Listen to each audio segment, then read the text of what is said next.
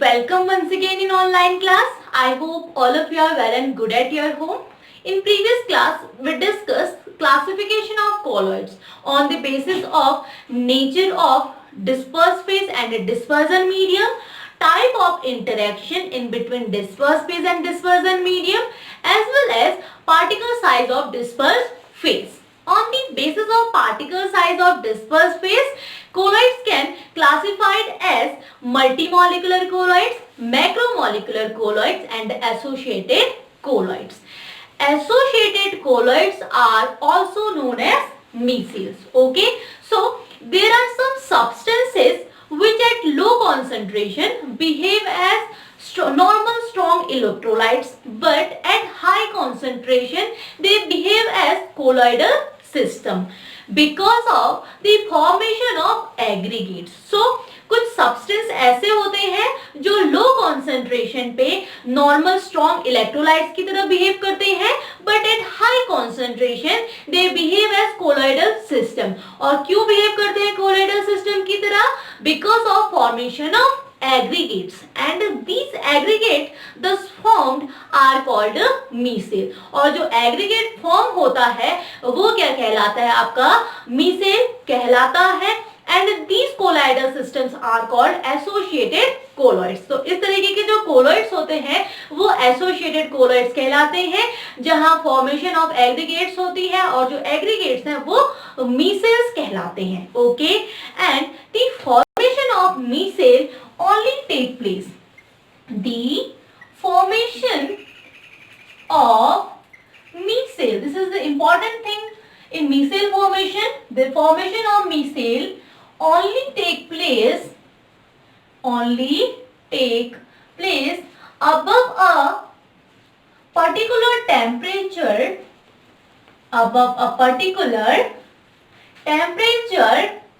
called Kraft temperature. Okay, so this is the point to remember in micelle formation, that it is only take place above a particular temperature called Kraft temperature, denoted by T and input K. Okay, so also and a particular concentration called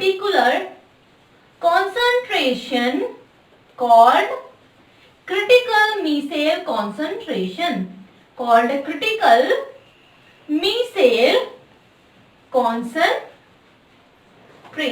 okay, abbreviated as CMC. So for micelle formation, these 2 points are to remember, that only it take place only above a particular temperature called Kraft temperature and a particular concentration called critical micelle concentration. And one more thing to remember, on dilution these colloids revert back to individual ions. On dilution पे क्या होगा कि जो colloid form होंगे वो individual ions में revert back हो जाते हैं, reverse हो जाते हैं.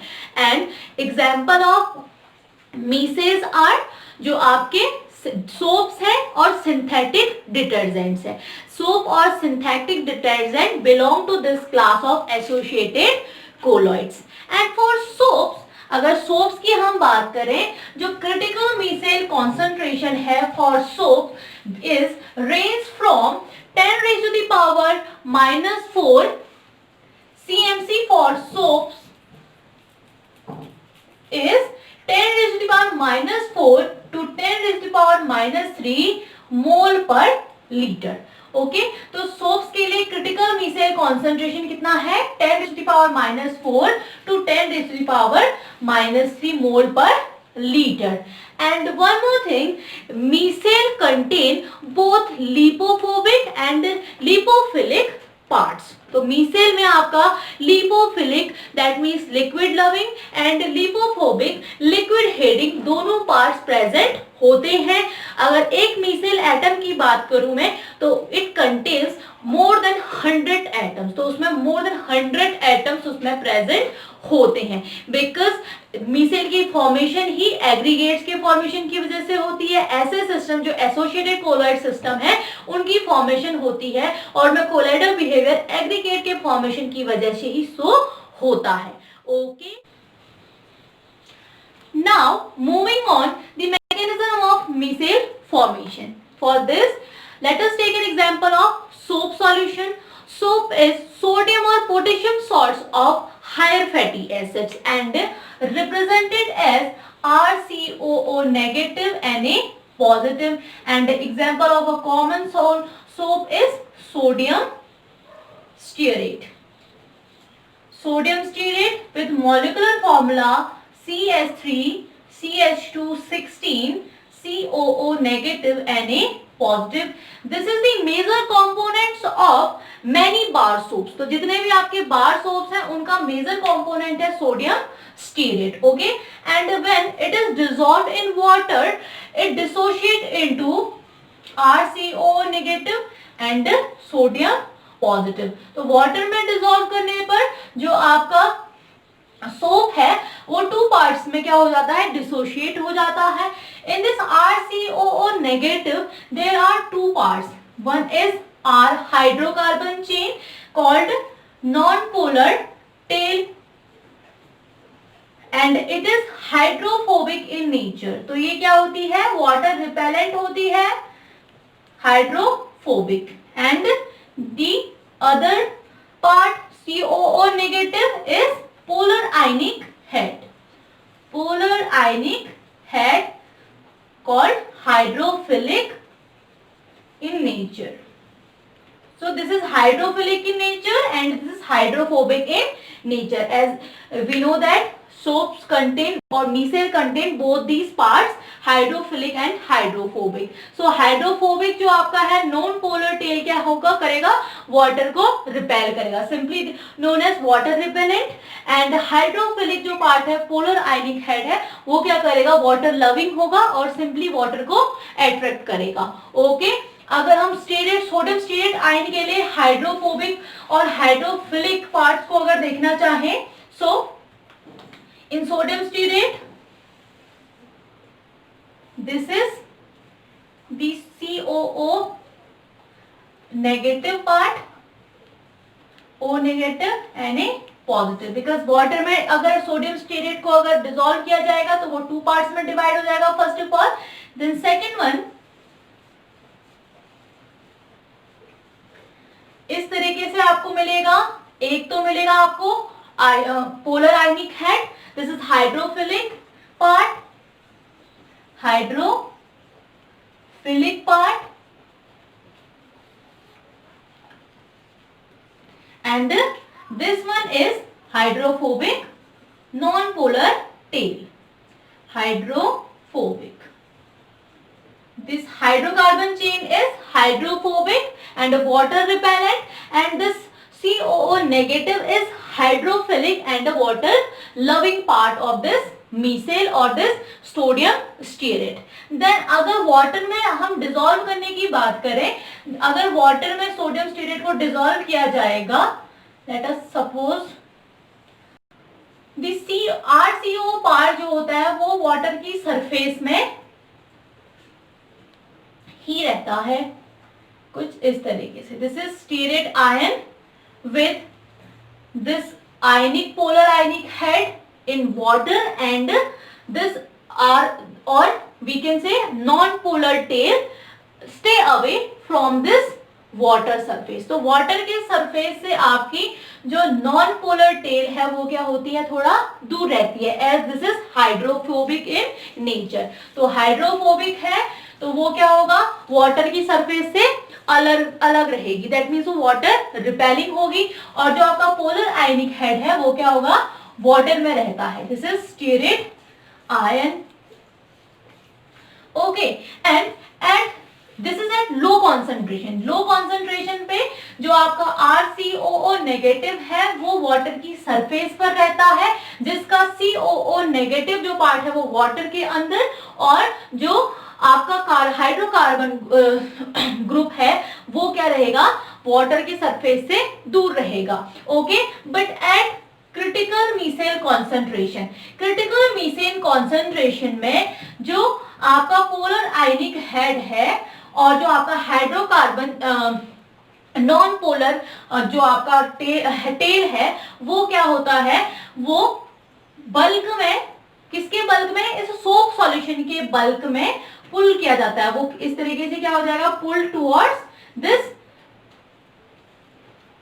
Bulk of soap solution. तो सोप सॉल्यूशन के बल्क की ओर को क्या किया जाएगा, वो इस तरीके से पुल हो जाएगा, जिसकी वजह से जो आपके हाइड्रोकार्बन और चेन है, या जिसे हम नॉन पोलर टेल कह रहे हैं, वो क्या करता है, एक स्फेयर एक फॉर्म करता है, और जिस स्फेयर में आपके जो नॉन पोलर टेल्स हैं उनको क्या करती हैं, इस स्फेयर के सेंटर की ओर को उनका पॉइंट होती है, point towards the centre of this sphere in eight critical concentration.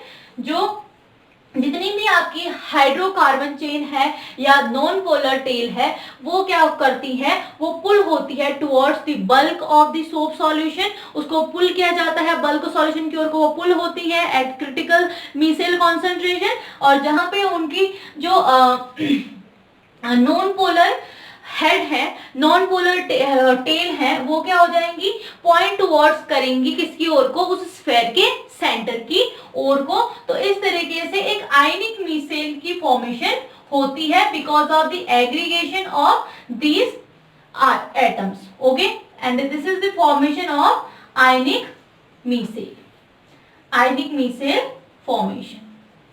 और ऐसे ही आपके जो ये तो नॉर्मल सोप के लिए है, सोप सॉल्यूशन के लिए है, जो आपके डिटर्जेंट्स होते हैं, डिटर्जेंट्स में भी ये मीसेल फॉर्मेशन की मैकेनिज्म सेम तरीके से होती है, जिसमें सबसे पहले अगर किसी सोप सॉल्यूशन को वाटर में डिसॉल्व किया जाता है तो फर्स्ट ऑफ ऑल जो RCO नेगेटिव और Na पॉजिटिव है वो क्या हो जाता है, पूरा वाटर में क्या हो जाएगा, वो डिसोशिएट हो जाएगा in two parts, RCO negative and Na positive, and the RCO negative part consist to again two parts, this is R the non polar tail and the ionic head COO negative. Non polar जो tail होगी वो hydrophobic in nature होगी, और जो polar ionic head होगा वो आपका hydrophilic in nature होता है, और जो RCOO नेगेटिव होता है वो वाटर की सरफेस पे एग्जिस्ट करता है एट लो कॉन्सेंट्रेशन, जहां पे उसका जो आयनिक पार्ट है वो वाटर में, और जो उसका नॉन पोलर पार्ट है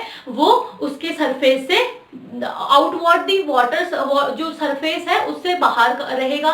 then eight critical micelle concentration जो नॉन पोलर आपकी टेल है वो क्या होती है, बल्क की ओर को पुल होती है। देन बल्क की ओर को पुल होने के कारण उसमें क्या होता है, एक स्फेयर की फॉर्मेशन होती है, और स्फेयर की फॉर्मेशन में जो आपकी नॉन पोलर टेल है वो पॉइंट करती है toward the centre of that surface, that sphere. Okay, and जो आपके पोलर आयनिक हेड होंगे वो इस तरीके से स्फेयर के क्या होंगे, आउटसाइड क्या होंगे, फिक्स हो जाएंगे, और इससे एक आयनिक मीसेल की फॉर्मेशन होती है। So this is the formation of micelle in soaps as well as in detergents also। तो डिटर्जेंट में भी सोप के micelle फॉर्मेशन की जो मैकेनिज्म है वो एज सिमिलर रहती है दोनों केसेस में।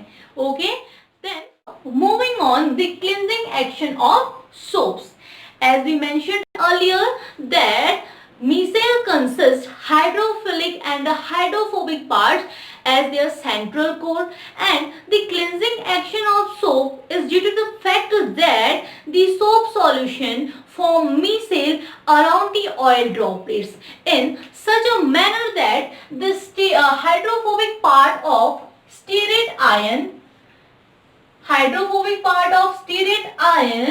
interacts with the oil droplets, and the hydrophilic part projects outward the grease.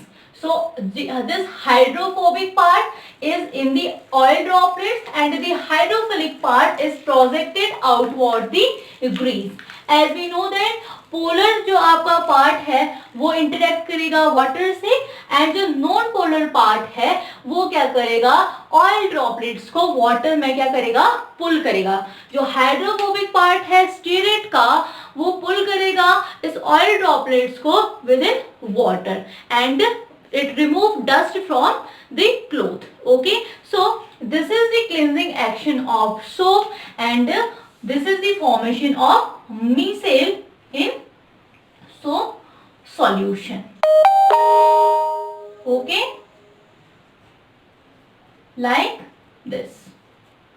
This is the formation of ionic micelle, जिसमें आपका हाइड्रोफोबिक पार्ट ऑयल ड्रॉपलेट के साथ इंटरेक्ट करके उसे वाटर में क्या करेगा, पुल करेगा. एज नोनर जो आपके पोलर पार्ट है वो क्या है आपका, वाटर के साथ उसका इंटरेक्शन है. एंड नॉन पोलर उसको क्या करेगा, जितने भी आपके ऑयल ड्रॉपलेट्स और ग्रीस होगी उसको क्या करेगा, रिमूव करेगा उस क्लोथ से, पर्टिकुलर क्लोथ से. और जो अदर आपकी ग्रीस पार्टिकल्स होंगे बिकॉज ऑफ दिस पोलर आयनिक जो आपका बना हुआ है, स्फेयर बना हुआ है, उसकी वजह से जो अदर ग्रीस के पार्टिकल्स होंगे वो इस पर नहीं आ पाएंगे. Okay, so that's all for today. I will meet you in my next video.